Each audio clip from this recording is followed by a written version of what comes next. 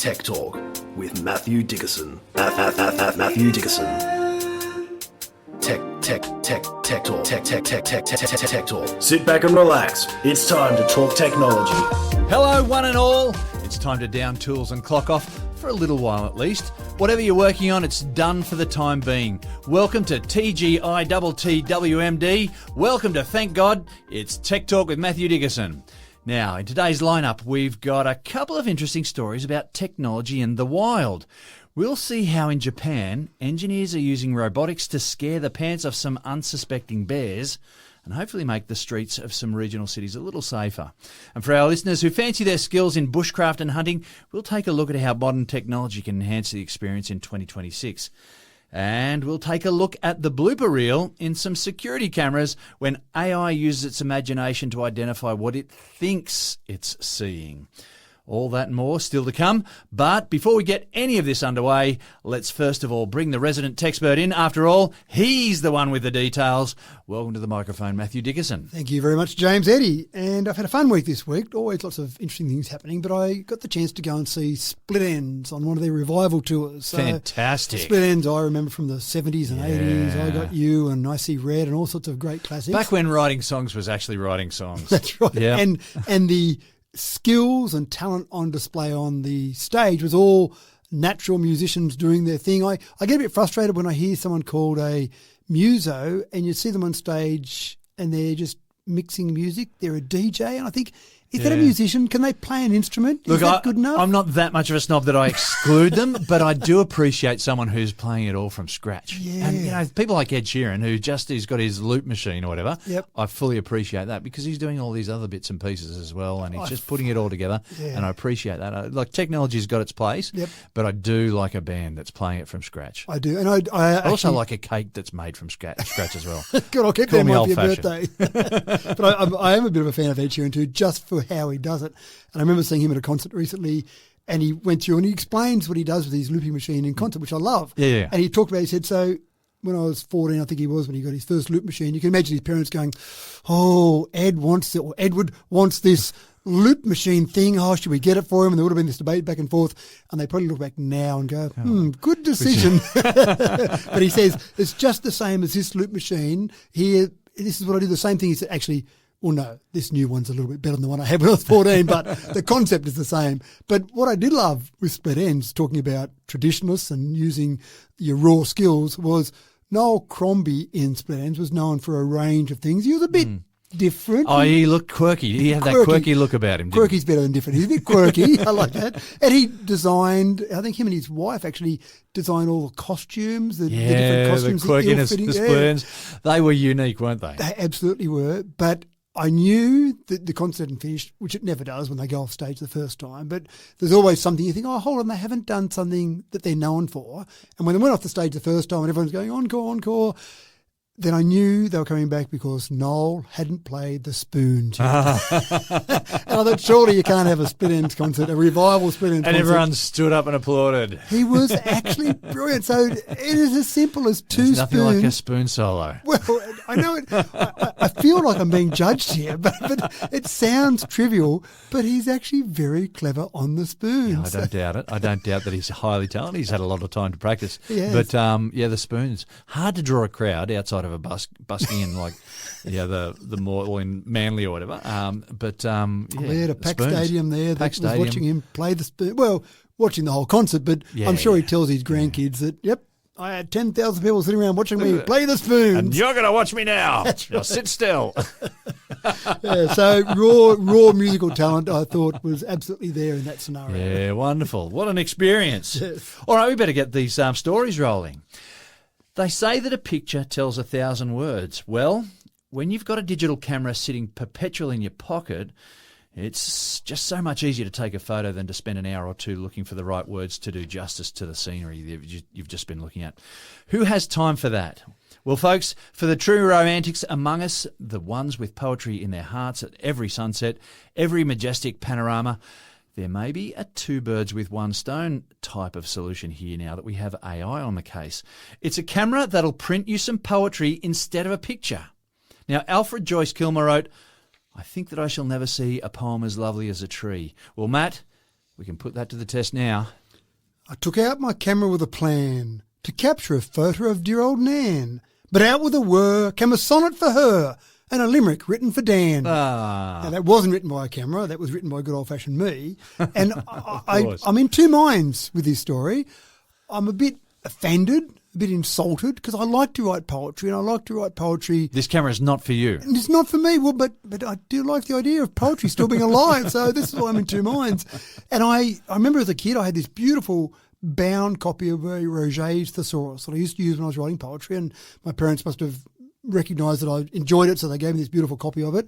And then when the internet thing came along, I actually felt like I was cheating, because I used to go to a site called I still do, a site called rhymezone.com, and I put in a word that I'm struggling to get a rhyme for, and it gives me a bunch of words that rhyme, and I go, oh, do I feel a bit dirty now? I'm cheating. Banjo Patterson didn't have rhymezone.com. What am I doing? Have we got a word that rhymes with orange or silver yet? We haven't got Not orange even yet. No, even no. like when in the era of making up words. The best you can come up with for orange is that you use the word orange as a fruit and the word orange as a colour, and then if you can, use the word orange as a town. Nah, lazy. That's lazy. That's right. So I kind of like the idea. Well, I do feel like I'm cheating, but then again, am I cheating using a Roget's Thesaurus? Is that using the modern tool or the tool of the time 100 years ago? Well, So artists have got to use a paintbrush, right? So Artists still need a muse. So I think Roget's Thesaurus is a little bit of like the paintbrush, right? right. So what about rhymezone.com? Am I cheating when I use that? Because I feel like I am, but I do it. So I kind of feel dirty while I'm doing it, going, I shouldn't be doing this, but it's just I've got this word that I can't rhyme. I can't help you there. Right. Okay. You're going to have to wrestle with that one yourself. Okay, so you can't give me a philosophical decision on that. My moral compass will have to be my own. So this camera is pretty cool in what it does, and we say it so often. You go back 5 years ago, 10 definitely, this would not have been possible in a small, compact camera-sized device to be able to have a device that would take an image, not a photo, it's just an image, interpret that image, and then create some poetry based on that image. Now, it doesn't give you a 3-minute long poem. It doesn't give you a classic Banjo Patterson 14-syllable bush poem, but it gives Doesn't you... have enough paper in it. It's like a Polaroid, isn't it? It's like a Polaroid Yeah, size. right. It's got to measure out that paper. It has a small... It's almost like a receipt printer paper that you get when you Okay. go to a cash register in a shop. And so you take that image. You don't get a photo. You don't get an image of that at all. It will just simply print out a bit of poetry. Now, you can choose. There's a little button at the top that you turn around. It's got about For 8... dirty limerick or... I don't know if it's got dirty limerick. It's got limerick, but you can program that. So it's got 8 stops on there, 8 little sections it can go to. And you can say, program, for example, 1 to be a sonnet and 2 to be free verse and 3 to be a limerick right. or whatever. And literally you'll then do that and it will interpret that scene. Now, this is the clever part, the AI part, where it sees a scene and says, right, I'm looking at that scene just like a poet sitting on the hill looking out across the land and going, I'm going to write a beautiful poem about this that I see. And so it interprets that. You might take a photo or an image of a bustling city and suddenly you get some poetry that's really about that bustling sort of congested, terrible city, whereas you look at these beautiful open fields and the mood seems like better. You take a photo of a birthday party, it'll give you a mood or a high mood sort of poem about that. So it interprets not just the scenery but the feel of the mood. Which So I'm getting this romantic scene in my head right now. You're sitting on the hillside in a meadow, looking out over a valley or a beautiful view, and you're sitting there at 20-something or whatever, and you have got your girlfriend there, and you pull out the camera, you take a photo, it spits out this poem, and you just hand her the poem. well, if you're really clever, you do it on the side, and then you just sorry. you look at it. Let me just recite this for you that right. came to my head. That's it. It just came into my head while you're looking the other The way age there. of romance is still alive. I don't know how quiet it is. I haven't actually heard. So if you can just do it without making a noise. But do you even get the picture of what you've taken a No, photo? you don't You get don't the picture. get the picture. There is no picture produced. So that's when I say take a picture. It's taking an image and interpreting that image. So I do like the idea. You're just hoping it sees what you see. And it doesn't see the rusty old car in the corner. Maybe if it doesn't, then you take another one and keep going. Or you change your knob and go, I don't want free verse, I want a sonnet now. But or I've whatever. got this attractive girl next to me and I'm trying to, like, how many times can you press the button and read it and then check and spell check and all that? Or maybe you go, I just remembered something in the car, and you run over to the car and take a few photos. So I do like the idea that poetry is still alive. I like the idea that we haven't forgotten about poetry. And let's face it, when we hear songs, they're just poems with music. So poetry is still alive. But some of the songs are poetry. Yeah, with some of them, they get the rhyming words wrong. But for general, I just think poetry should be a part of our society going forward. And if it means we've got a camera that's doing it for us rather than us writing, it's still there. But it does feel a bit cheap and nasty when you're taking those beautiful photos of your girlfriend. And, and you want to say something. I didn't know you had a girlfriend, James. Well done. Thank you. No, and please don't tell my wife. Okay.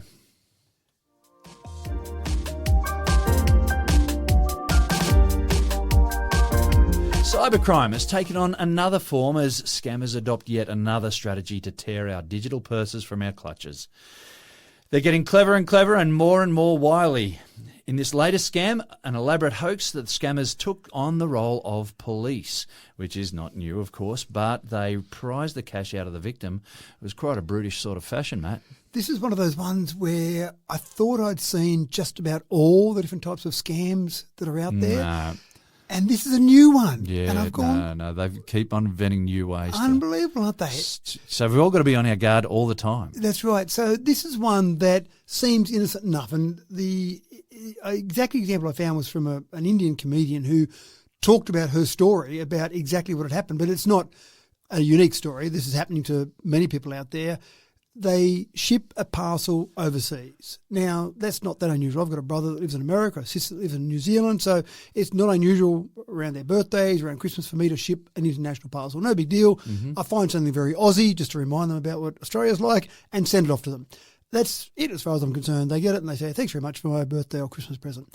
But in this scenario, this particular person sent a parcel overseas. Again, no big deal. Then she got a phone call from the police, in inverted commas, from that particular country. We've picked up the parcel that you've sent and there are drugs contained within it. So obviously you're posting drugs. So you can imagine there's a bit of a fear factor there. Someone accused you of posting drugs. There might be some severe penalties. They sounded that convincing that they put her under digital arrest. There is no such thing. But they did a video call with her. Nobody knows that. That's right. And they convinced her that unless she complied, she had to leave her camera on, she had to stay housebound, she couldn't make a phone call, she couldn't do anything because just like you're in jail, you haven't got access to the world's outside resources. So stay there, we're going to watch you, you're under digital arrest until we work out what to do. And of course, other steps then happen. You'll need to be represented by a solicitor. We've got a solicitor here that's on call for you, so you can use them to represent you if you like. Of course, they're going to charge you a fee.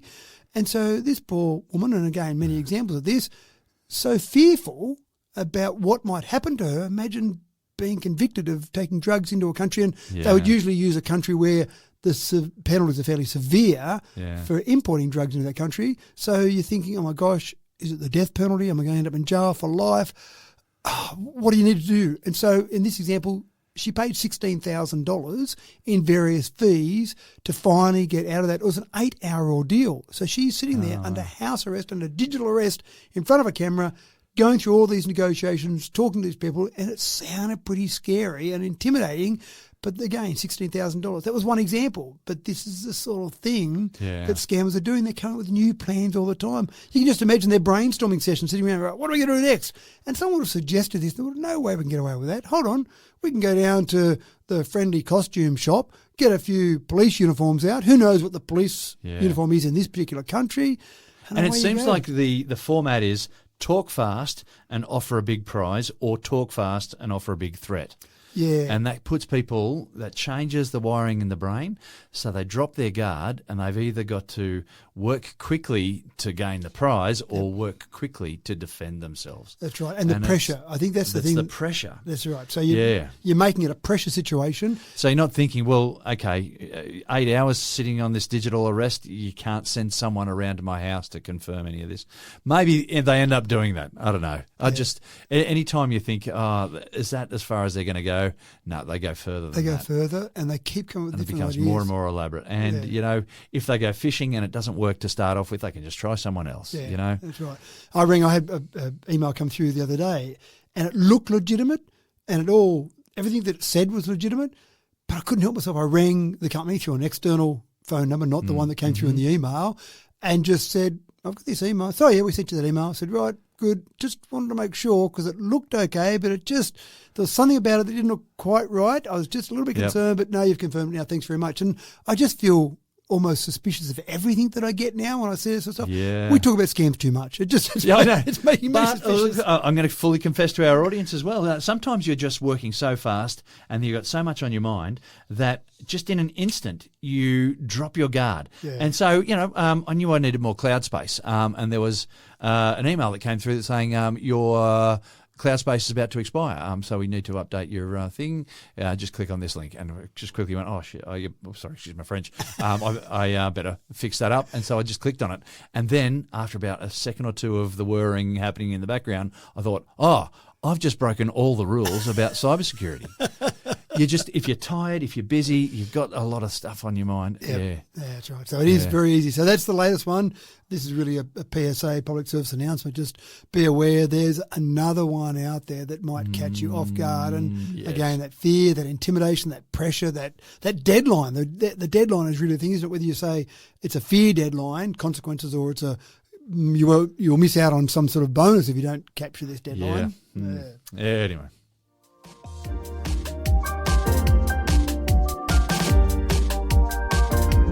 Changes are happening in the fashion industry, and the humble needle and thread may soon become a thing of the past.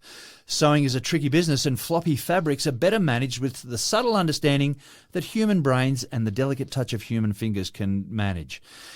It's taken 11,000 years to get as good at textiles as we have. So, in a robotic world, where we're looking more and more towards innovation in robotic forms, it turns out that Metal Mickey is all thumbs when it comes to the intricate nature of needlework. So the robot revolution is just doing away with stitching and picking up a glue gun, Matt. Yeah, why not? Robots do struggle with stitches. It's something that you need humans still. We've got some things, thank goodness, that we still need humans for to manipulate that. As you say, floppy fabrics, they're hard for a robot to manipulate. They're not going to put a stitch or a needle through their finger, presumably, so they're not worried about that. But there's an unpredictability when you're playing around with fabrics. Yeah, exactly right. So that is a problem. And the issue that we have, I get a bit frustrated in this country that we produce cotton, we produce wool, and then we send it overseas to presumably some Asian nations normally where some low-paid workers then turn that into clothing that we then buy back from those countries. And wouldn't it make more sense to do that here in this nation? But we pay wages that are way too high to make those clothing bits and pieces of a reasonable price. So that's the dilemma we have. I see that a lot of the automation we're seeing across the world may be a bit of the saviour for manufacturing in places like Australia. And this example I've got here is probably similar in America, where you've got that same problem, and there's some American companies that are trying to work out ways they can be in the clothing manufacturing industry without the low-paid workers that some of the other countries have around the world. So there's one company in California called Create Me, and they're basically doing a process where they'll cut the fabric, and I watched the robotic process that cut the fabric out, and then literally glues it. Instead of stitching the actual edges, which is, as you say, a bit tricky, and it's got a bit of floppy fabric and you're trying to get a stitch through it, it actually lines up glue on those, and then when it basically takes the two pieces and glues those two pieces together, so you end up with almost a seamless T-shirt, for example. So as the two pieces are together, a bit like a paper bag where you don't fold them against each other and then fold it out. You just put them aligned along each other, glue it together, so you end up with a subtle seam, but not something that sticks out into your inside. So, it just, for mine, I just feel like I can't trust this. Don't put this T-shirt on, and after one wear, a bit of heat and a bit of jostling, a bit of moving, and boom, there, everyone can see my naked torso. You've got a front to a T-shirt and a back to a T-shirt and nothing in between. So supposedly it will handle washing, handle ironing, and I thought the ironing was an interesting part because presumably there would be, I'm guessing, heat and pressure that would be used And steam, to seal potentially. that. Yep. And then you put the iron on it, you kind of think it would undo some of that. But apparently it's good for ironing. You can iron it, you can wash it. You don't want to can wear spill it. any of this glue because you're sticking everything together with that. Don't put it on your fingers. The robot, don't get on your fingers, Mr. Robot, because you're in trouble. So this is quite interesting from that perspective. There's another company called Robo-Textile, which is a German company, and they've got robotic grippers that use airflow and suction to try and use some more traditional methods to try and lift and position fabrics and not necessarily glue in that particular case. So they're doing things like automotive airbags, stitching those. So things that are a bit more predictable in their size rather than lots of different sizes for clothes. And that's one of the issues. We don't just want clothing, we want it in different sizes, different shapes, different colours, a whole range of varieties there. So I like the idea, though, that we've got some potential for robotics in an area that maybe didn't have potential before. That might scare people about jobs being lost, but I think of this nation, I go, we're not losing many jobs if we don't have people putting clothes together because there's not many people doing it right now. So, it's a fascinating area. We are getting better with robotics for some of those niche areas that haven't had robotics in the past. Car manufacturing, put that spot wheel on that spot there, and it'll do it over and over and over. Metal behaves itself a little bit more, doesn't it? It does, and it's got the same shape car, whatever volume of that particular car model, and it's going to do the same thing over and over and over. So very effective there. But there's other industries that are learning about robotics where it isn't quite as predictable. And it has taken 11,000 years for us to really get really, really good with textiles. Yeah, the first woven fabrics were 11,000 years old. So, I just to now try and teach these robots how to do it in a click of the fingers. Yeah, it's getting there. Yeah.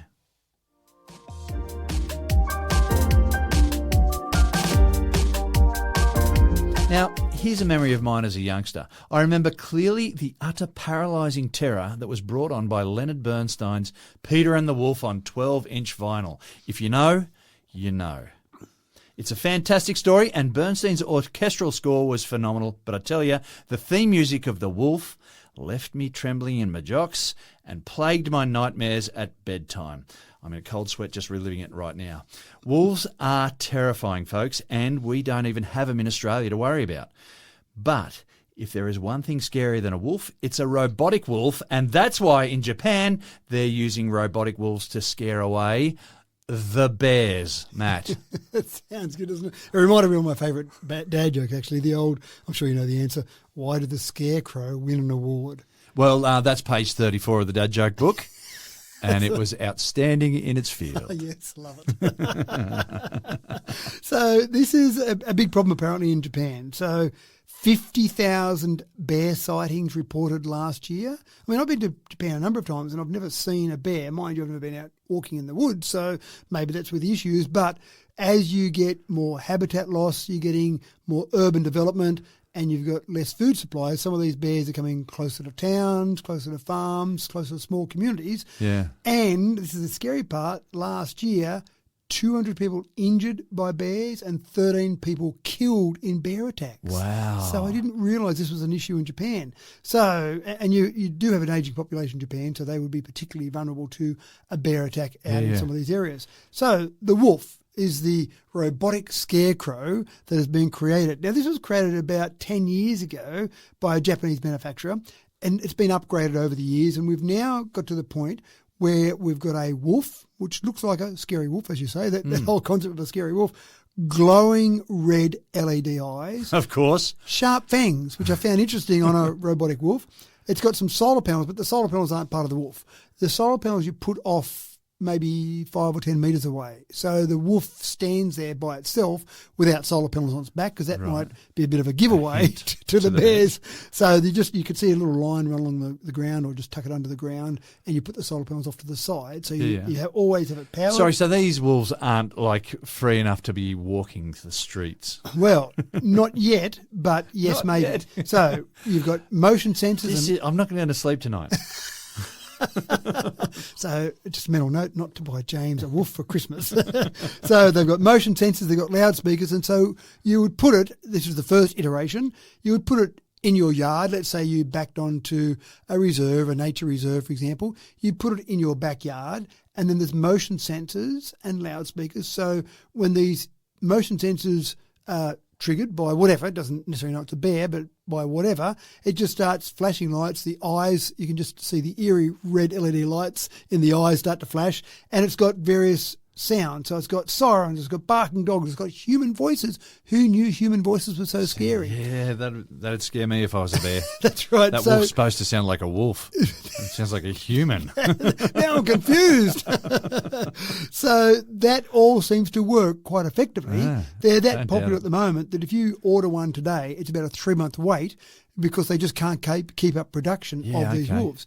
So that's now, but they've also got a future version that they're building that's got wheels, so it could actually patrol your property, just maybe up and down in a certain section, enough for it to just be there, and the bear goes, there was nothing there yesterday and today there's something there. Oh my gosh, it's a wolf! And it runs away. And then you've also got, and I love this one, portable handheld versions for hikers and school children and outdoor workers. So you can just drop your wolf and go, stand back, I have a wolf. So a bear's attacking, hold on a sec, in my backpack I have a wolf, and you pull it out and you sit on the ground and activate. That's right. So, I don't know, maybe you put it around the campsite. But it scares the hell out of me. It might make you run faster the other way. So this is a big thing, though, in terms of being able to try and keep people safe. Yeah. But, I just... It seems funny, doesn't it? It seems almost too simple. We just create something that looks like a wolf, maybe a bit. It's not even that accurate. I looked at the picture of it. It didn't look really like a wolf. That's the worst version of a wolf I've ever seen. That's right. Yeah. Oh, well, and maybe if it's got the music to Peter and the Wolf, like the theme music for the wolf fighting in the background, that'll be enough to haunt that bear for his life. So this will give something for the conspiracy theorists to jump all over. The conservation efforts and reduced hunting that's been introduced in Japan has meant that the Asian black bear and brown bear population have been increasing in recent years. So we often hear about various populations of animals decreasing because of a whole range of reasons. But the actual things they've been putting in place in Japan have been working, but maybe too well now. Yeah. So we've got too many. So can we relax on some of those? Also, I was talking to someone, I can't remember if you mentioned it already in the story, that that smaller towns are losing population to the cities.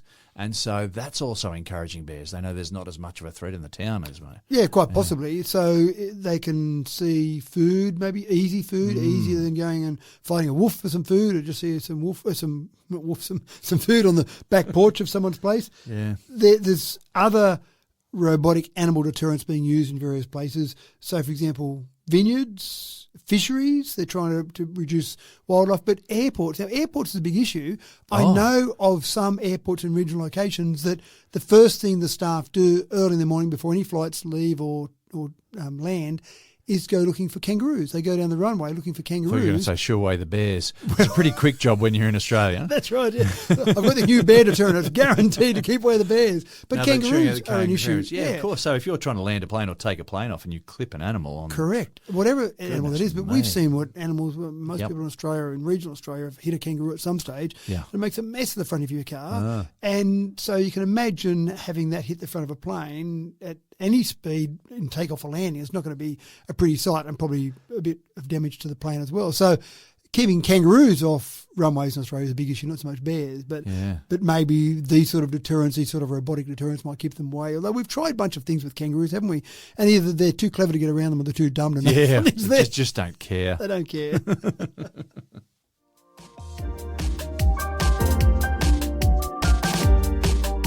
Now, here's a story for our UK listeners. It appears that in recent times that the hedgehog numbers in Great Britain have taken something of a dive. These cute and quite prickly little wombles of the English meadows and woodlands are in quite a bit of trouble.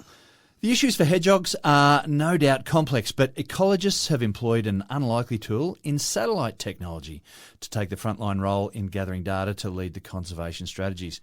Matt, looking down on these tiny little fellas from 200 kilometres above, how is this going to work? Yeah, it's actually quite impressive. Now, the hedgehogs are small, so we don't have hedgehogs in Australia. No, we don't. We have porcupines, which are kind of a... Porcupines? Yeah, big. They're a much bigger version. We've got echidnas. Echidnas? Isn't that a porcupine? No, a porcupine is, I'm sure it's African. Right. Yeah. They've got really long quills. Now, the echidnas... The echidnas have we've got the quills. really stubby short quills, but you don't want to pick them up. No, well, you don't. But it's the same concept for a hedgehog, except it's much smaller. A hedgehog's probably 20 or 30 centimetres. So I actually did the research on this. About the size of a cricket ball, you can fit it in your hand. This is a new SI all the standard way cricket up ball. to the size of a football, a rugby ball. Oh, they get that big, do they? For a hedgehog? Yeah, Yeah. wow. I thought they were things, cute little things you sat in your hand until the pricks The got in cute you. ones are. The bigger ones are less cute and Yeah, right. a little bit more footballish. So they are similar to the echidnas in that they've got sharp little Yes. pricks there. Yes, you've got to pat them in only one direction, apparently. Right, okay. Yeah. I'd probably just not pat them, just let them sit there. But they do also It's roll so themselves up into a ball, don't they? Isn't that part of their Yes. defence Yeah. mechanism? They From roll what I themselves gather. up the ball and roll away. And they love to collect garbage from Wimbledon too. Oh, do they? Wombles. You never watched the Wombles? Yeah, sorry. Okay. So, University of Cambridge is using some artificial intelligence and satellite imagery. Now, when you say satellite imagery, we know only in the movies do you say make picture better, and suddenly that blurry image from hundreds of kilometres above the Earth is a perfect picture if you've taken it from a few centimetres away.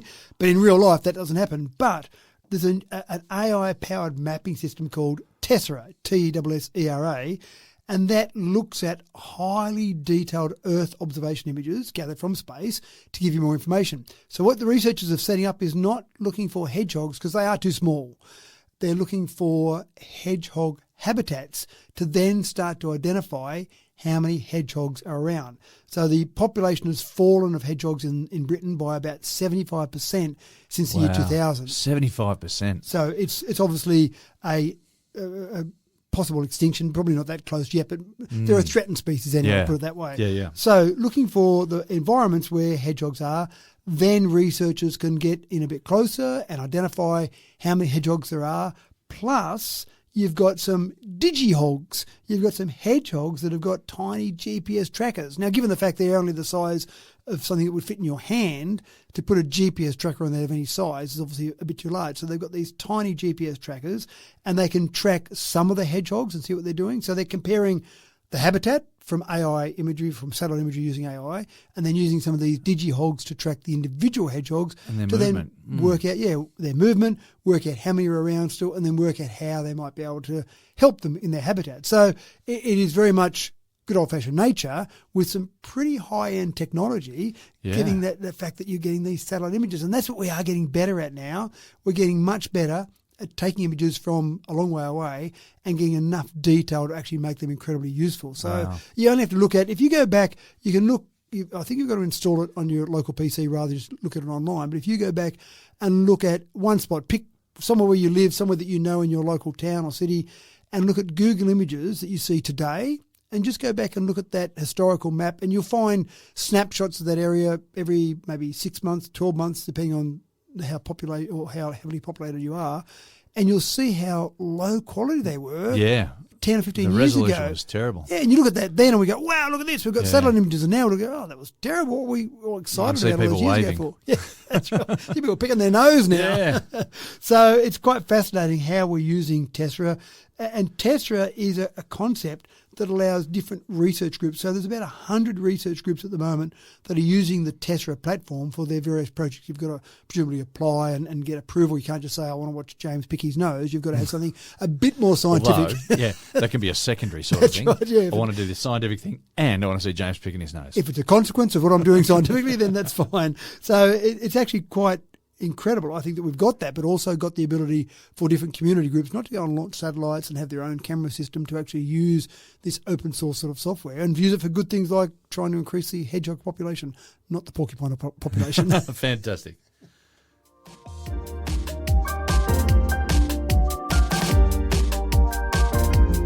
The invention of e-paper devices was a revelation to some readers. While Luddite Puritans still insist upon ink and paper, I'm sure, e-paper devices have brought a similar experience of reading from paper, with the advantage of having an entire library fitting in the palm of your hand. But the makers at Boox, a company which sounds Scottish but it's actually Chinese, are looking to enhance the e-reader's experience even further. So, Matt, what's the latest there? This is just It's an Boox. example. I'm not sure how you say it. I assume it's a kind of a play on books. Yes. But it's said with a Scottish accent. Yeah, Chinese/Scottish. Yeah, that's right, of course. That good old Chinese/Scottish accent you see so often. Very common.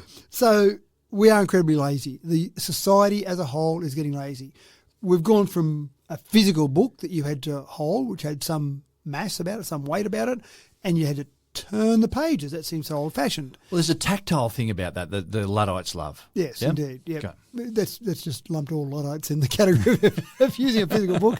And then we went to e-books, e-readers, etc., and that was great. You could just a little flick of your finger, and that would move from page to page. The great thing about that is you had every book you ever wanted to read in one device. Yeah. You have to lug around these heavy books, and if you finished one book on a trip somewhere, it didn't matter, you just downloaded another one and kept reading. But of course, that turning the page concept was a bit too much effort. So what this device does for you is give you a smaller device again with a button, actually 2 buttons, forward and a back. So I don't need to touch my ebook anymore. I just touch this little device to flick forward a page and back a page. And I would have said, if someone told me about this device 10, 15 years ago, I would have said, what a waste of time. No one will buy this. When it was released, it sold out in the US and sold out in Europe. Now, you can sell it something if you release 2 versions of it, so, or you've got 2. I'm assuming they released tens of thousands, hundreds of thousands of these, and they sold out. And I thought, where has society gone that we're now so lazy I can't reach all the way forward to where I'm reading my ebook? I've just got to reach a little bit, or maybe just keep it in my hand or in my pocket. Sorry, so you can have it mounted on a shelf or something that you can be reading while you're perhaps doing other things as well, and then you've got the button just in your hand as, I don't know, I'm trying to think of a practical situation. No, there so isn't it's one. just a remote control that you've got to turn the page. Turn the page. That's its job. It can turn pages forward and turn pages back. But we're forever talking about someone builds a bit of technology and it has a purpose to start off with, and then someone comes up with a better purpose later on. This is going to be one of those, I'm sure. Maybe. So the uses I've seen for it when you try and look for practical uses is if you're reading a recipe book in your kitchen and you need to, while you're moving around the kitchen, you need to just go to the next page of the recipe. Sure. You don't want to wipe your sticky fingers all over it. You just want sticky fingers on a button. There you go. It's happening. I mean, I can see other uses. I know I've used teleprompters, and you can use different things to trigger teleprompters, but they already exist. Those devices, foot pedals, that sort of thing, they already exist with teleprompters, so you don't really need something in your hand to do it. No. You've got It's another thing you can lose. And they're small enough you can lose. So I looked at it and went, oh my gosh, where have we gone in society that we need a device to turn the And page? there's got to be a plan B. If you lose the device, does that mean you've just got that one page you're stuck on for the rest of eternity? What does it mean you've got to go back and use your finger on the screen? I mean, you do get fingerprints on the screen, granted. So, yes, there is that problem maybe, but I thought it was a good example of how far we've come in just creating stuff to make us lazy. Like, if you weren't lazy beforehand, now you'll be lazier. We're going to end up with fat thumbs. Or actually, no, the thumb will be nice and skinny and live, won't it? It'll be pressing that button forward and back. Okay.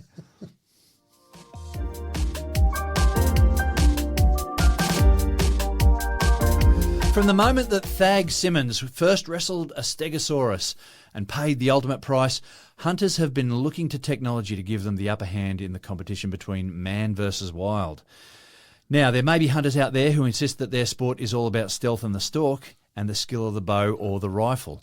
But in 2026, we have all these other tools at our fingertips now, Matt. What does the elite bushcraft look like for those modern Elmer Fuds? It looks like a lot of technology, and maybe the old stick of dynamite in the water, and then you let it go off and upfloat the fish from that. Maybe that's the sort of start of all of this. Can I just ask, did you get the Thag Simmons reference? No, I didn't. No. Oh, it's one of the Gary Larson Far Side things. Right. The Thagomizer is the back of on the tail of a Stegosaurus. Right. And there's a whole cartoon about it. There's your homework. Okay, good. Gary Larson. So I haven't seen much Gary Larson lately. I don't know if he's still producing. You've got to read the right newspapers, I guess. Right. Fair enough. So the idea here is that we have so much technology in our hunting that maybe the skill has gone out of it, and it's just who can buy the biggest tools, who's got the biggest checkbook to buy the biggest tools. One of the ones that absolutely is making a huge difference is forward-facing sonar. So people are spending maybe $75,000 or more on their humble fishing boat to have forward-facing sonar. So you're getting not just the sonar of what's below you, but the fish that are below and in front of you. So you can look with your boat and your sonar to see which direction you should go in. And I've been out fishing. I've been out deep-sea fishing. I'm not a big fishing person. I don't have the time to sit there all those hours and wait for something to come along and bite my hook. Excellent meditation time, Matthew, sure and you need it. I'm sure it is for people who like to meditate. I haven't got time to meditate. So I've been fishing, and one of the things that's interesting for me is I've got a bit of a bait on a hook in some water. Are there any fish there at all? Who knows? It's part of the mystery. I can't see in the water far enough. Let's just, wait up, I've got a bite. Yes, I've got something there. How exciting is that? This takes away a bit of that mystery because you look on your sonar and you go, yep, I can see almost the exact type of fish. Always Mary and Joe down there. Like you can see the type of fish, the size of the fish, how many fish are there. You know you're going to put your hook down there. You're going to pick up one of these fish because you can see them so easily. And so where's the mystery, if you like? Where's the skill in being able to read the water? I don't know if you can read the water, but where's the skill in all of this? Water whisperer. Yeah. Right. So that's part of the problem. Some of these forward-facing sonar devices can see fish 60 metres below the surface, and basically you're seeing it in real time. You're seeing where those fish are now. So drop your hook down there and away you go. You've also got things, and we're not really into hunting here in terms of guns and hunting. Australia's not very big on that. I think farmers use it for practical purposes, but there are places around the world that hunting is a sport, and I just don't think it is much in Australia. Maybe I'm a bit out of touch, but we don't there is a big on guns. demographic that love it, but it's small. It seems to be small in Australia. Bigger somewhere in other places. Yeah, there are. So what you've got now is you've got smart trail cameras. They'll submit live images to hunters' phones, and you've got apps that will analyse that animal movement. So basically, you look at your app on your phone, and they say, go to this spot over there, because in 5 minutes' time, the animal you're looking for will be wandering its way past there, because you've got these trail cameras out there picking up where those various animals are and where they're moving. Right. And then some of the scopes, the long-range digital scopes, you've got hunters taking shots at animals from 900 metres away. Now, in the old days, at least there was a bit of the stealth. You'd be trying to be quiet as you were creeping up on an animal, getting close enough to actually have a shot at that, and the animal maybe had a bit of a chance, although rifle versus running away is probably not really that fair a chance. Bow and arrow from 900 metres is a good shot. That's right. Go back to a bow and arrow time. You had to get up close enough to be able to have a shot. And there was a bit of a risk for you as well. If you were attacking an animal that could attack you back, maybe there was a bit of a risk there. So it maybe gave the animal a fair chance. But 900 metres away, the animal's sitting there just having a chat to its mates and, standing, if you go back to Gary Larson, standing up on its hind two legs, having a chat to the various cows around there. And next you know, from 900 metres away, bang, you get a bullet through the head. And that's it. So all of these things there. There are some clubs, there's a Boone and Crockett Club founded by Theodore Roosevelt back in 1887. They said, sorry, we don't accept or recognise animals that have been hunted with technologies that are deemed unfair. Now, you could argue that a gun is unfair, but they're accepting of the gun. But when you start to use drones, trail cameras, long-range digital scopes, they're just saying, sorry, we're not accepting that you've actually taken that animal in a fair contest. Yeah. So, again, it's interesting, but technology is happening in so many different ways. So where do you stop? Where do you stop the argument with technology? Yeah. As you say, maybe you had a rock back 10,000 years ago, and that was your tool of choice, and then it progressed to maybe a bow and arrow, and then you had very basic guns, and it was just as big a chance of blowing up in your face as it was of shooting a projectile out, and now we're getting to these technologies. Where do you draw the line? That's right, and perhaps the people who are making the rules, they get a little bit more lenient each time that there's a new generation of technology that comes out. Yeah, I think that's probably right. Yeah, but it's happening. I mean, fishing rods, we've got graphite fishing rods now. Once upon a time, a fishing rod was a stick that you broke out of a tree. So where do you stop the technology, and can you stop the technology? I think that's the big issue here. Here's the other thing. You raised a dilemma. If I had the technology to be able to jump in a boat and had that sonar, that could, forward-facing sonar, to be able to hunt for the fish, first of all, to go looking for them, I'd probably use it. But then there's part of me that says, okay, well, if I'd have it, I'd use it. so I'm not going to have it. I'm just going to go out there and just see how I go. And I think that's what I'd do. And then your mates say, "What'd you catch today, James?" And I Nothing. caught nothing. And they go, But "Well, look what I've got." I thought about a lot of things while I was waiting for those bites. You're meditating. And then I they became say, at one with myself, and Oh. that's what you really want. and they say, "You're looking hungry, James. I'll share some of my fish that I caught using You know my what? technology." I only could catch for sport, and I Of always throw course. them away. I'm just not a big fish eater.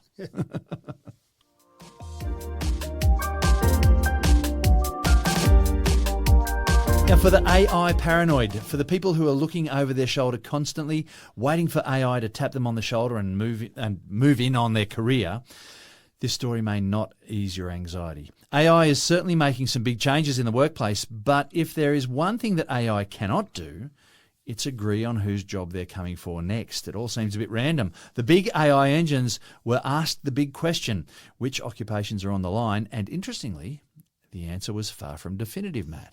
It's actually quite interesting, isn't it? So, AI, tell me what jobs What are you're you going coming to for? Yeah. That's right. What are you...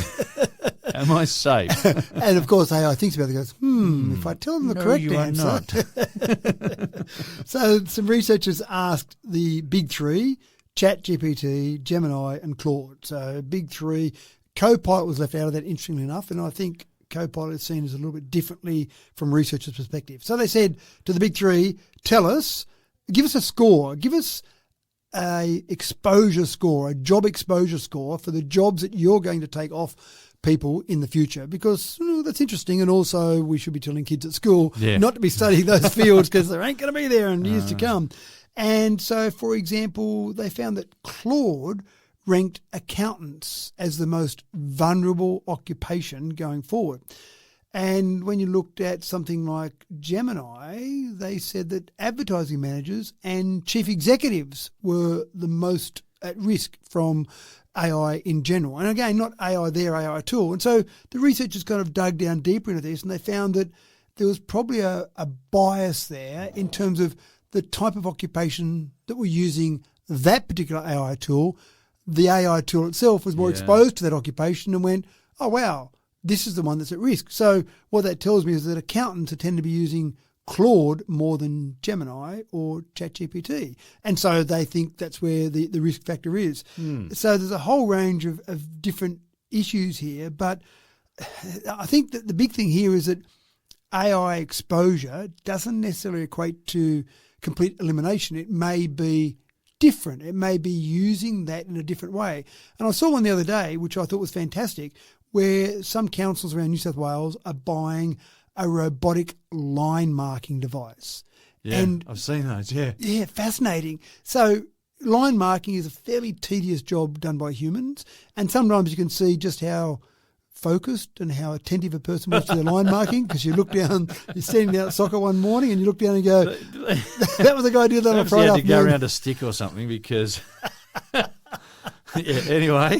So line marking on sporting fields, there are now devices there that you say you've got a soccer pitch or you've got a rugby league field or you've got a tennis court or whatever, and it will know what that's meant to be and do it incredibly accurately. So the first thing that people say is, oh no, all those people out there doing line marking for sporting fields, their job's gone. But it's not, because the field needs to be mowed, or the field needs to be fertilised or aerated, or it needs to be cared for in different ways. And thank goodness we've got that job taken care of, because we can now use our human skills for other jobs. So people aren't losing their jobs. That's been the thing since technology became a real thing. You know, we were talking from way back in the mid-1800s, but also the computer generation and revolution, I should say. Yep. People kept saying, oh, this is going to take away people's jobs. This is, machination's going to take away people's jobs. But it's just changed the jobs that people do. And no one's laid down and said, oh, I can't work anymore because there's computers. There's computers, right. But I think the problem is that we also thought that computers and technology was meant to make our lives easier and less busy, but don't we seem to be busier now than ever before? It's so much worse now. We aren't doing Anyone the who same. remembers the 90s knows that, these computers have just made more work for us. I mean, you go back before washing machines and people were scrubbing their clothes on a scrubbing board, and, thank goodness the washing machine saves that time. where did that time go? That time we used to scrub our clothes. Yeah. Where did that time go? Well, you just didn't fill it with other stuff because you were too busy scrubbing clothes, right? That's right. So we had jobs that occupied us, and people go and find occupation.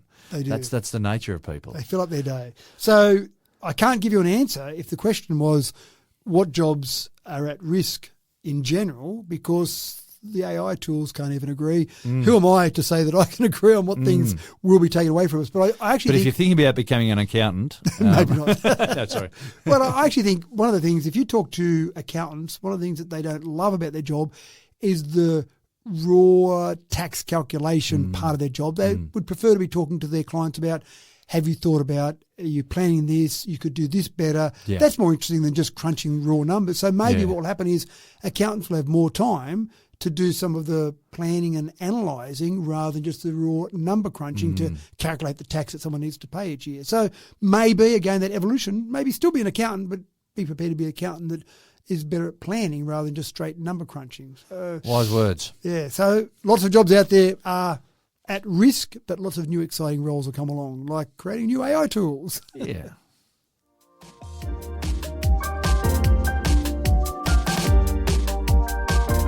And while we're declaring open season on AI and its flaws and picking the seams apart or what it can do and can't do, I hope our listeners aren't putting too much faith in AI security systems to decisively identify the lurkers in your yard.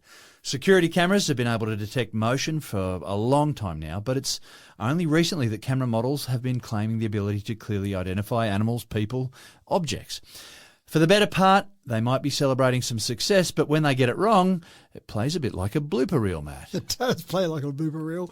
And this is the thing, we are putting a lot of trust and faith in AI. And I do love when we use it for security cameras, because if anyone puts their new security system in, might be their doorbell, might be cameras around their house, they spend a lot of time watching it because they want to see what's happening out there. And then they realise that the cat at 3 o'clock every morning walks across their front yard and triggers an alert off, and they go, I don't really care about that cat, but I really would like to see a cat burglar, but not so much the cat. So a lot of security systems employ AI. I'll look out for you for that cat burglar, and I'll ignore the cat because I'm intelligent, I can do that, and you just have a sound sleep. But of course, it doesn't always get it right. And so some examples I've got I thought were quite interesting, although when I say interesting, they could be a bit scary for people. So there was one Houston user who got some warnings that a neighbour's house was on fire. So you'd probably want to do something about that, like ring, in our country, ring 000 and say, can you please get a fire engine out because my neighbour's house is on fire. Maybe you might try the neighbour. Maybe the neighbour's not home at the moment. So, oh my gosh, your house is on fire.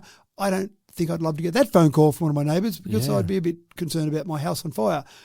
Some deeper analysis of that turned out that at night time, some red brake lights near some traffic lights looked about the same as a house on fire. Yeah. And I've seen, for example, brake lights in cameras. Cameras aren't great. Typically CCTV cameras aren't great at night time. And so it gets a bit flooded with this signal. Yeah. And you can just see how it could confuse that because it just floods the entire image with the red brake light. So the red brake light, and if a yellow indicator or orange indicator is involved there too, there's right. a flickering flame for you. Exactly right, that blinker going on and off. So that was one. There was another one that identified a tornado. So again, make sure we batten down the hatches. But it was just a lovely reflection in a window of some clouds in the sky. There was no rain even around. There was some clouds in the sky, but somehow that reflection had been warped enough. They thought it was actually a tornado. So you've got things like humans being mistaken for bears. So back to the old bears again. Dogs for pigs, raccoons for bears, fluttering flags for wildlife. So there's some wildlife coming into your yard, but it's just the neighbour's next door flag fluttering away. Boring. Now, when you say that we have common sense, well, let's assume that most humans have common sense. You and I both know some people that maybe don't have a lot of common sense, but AI definitely doesn't.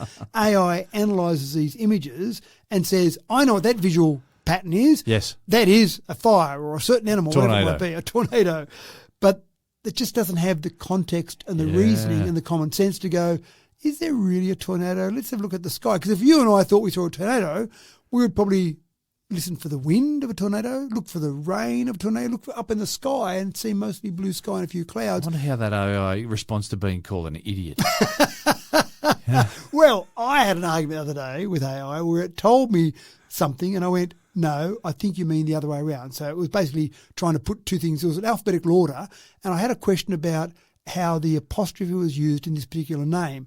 And then it said, no, you ignore the apostrophe and here's the alphabetical order. And then it gave me in the wrong alphabetical order. And you think, how can that be? Idiot. And I said, I think this should come before that in this alphabetical order sorting. And it said, yes, that's correct. And I went, but hold on. A minute ago, you said the other way around. You lied to me. That's right. And so I just like to get AI to sometimes say I got it wrong. And so it took me about 3 or 4 goes before finally it said, I made a mistake in that first one. I said, how can you make a mistake in something as simple as alphabetical order, the alphabet? Give that to a kindergarten kid. It knows the alphabet. How can you get it wrong? So just don't put all your faith in AI, whether it be brake lights or whether it be alphabetical order. That's a problem. But going back to this particular story, Wise Labs, WYZE, has said they've got descriptive AI alerts as part of their subscription package, and they've got about 13 million users out there now with their devices. Ring has got over, this is Amazon owns Ring and Blink now, they've got over 100 million active Ring and Blink devices around the world. So their cameras are out there and they're making mistakes like this still. They'll get better as they learn, but still. I'm going back to the boy who cried wolf story. Yeah. So my security camera tells me I got a tornado and I brush it off. It's just a cloud, That's you idiot. right. And then everyone gets blown away. That's right. The next time it says tornado, go, I know what you did last time. So you're right. Maybe we should program some boy who cries wolf language into these devices. Don't keep giving me those warnings unless you're serious about it, unless you've double checked it. So there is still a gap, I think, between what we as humans can do with some common sense and what AI is doing at the moment. But it's learning. It's trying hard. It's trying hard, and it will get there. That's the scary part. It will get there. And the blooper reel is worth checking out. Yeah, that's right. And that's all we have time for today, folks. The timer has ticked down and the final siren is ready to blast. Thanks for a cracking tech talk, Matt. My pleasure. I'm going to go and do some more research on Australian animals just to make sure I understand echidnas and porcupines properly.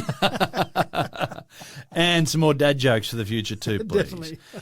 And thank you, one and all, for tuning in this week to Tech Talk with Matthew Dickerson. Tech Talk is made in Australia from locally sourced ingredients, so we thank you very much for supporting this ripper little Aussie podcast. I'm your host, James Eddy, signing off on another episode. We'll be back again next week, as we always are, with another fresh episode for your enjoyment. We hope that you'll be back to join us too. In the meantime, take care, and we'll see you when we see you.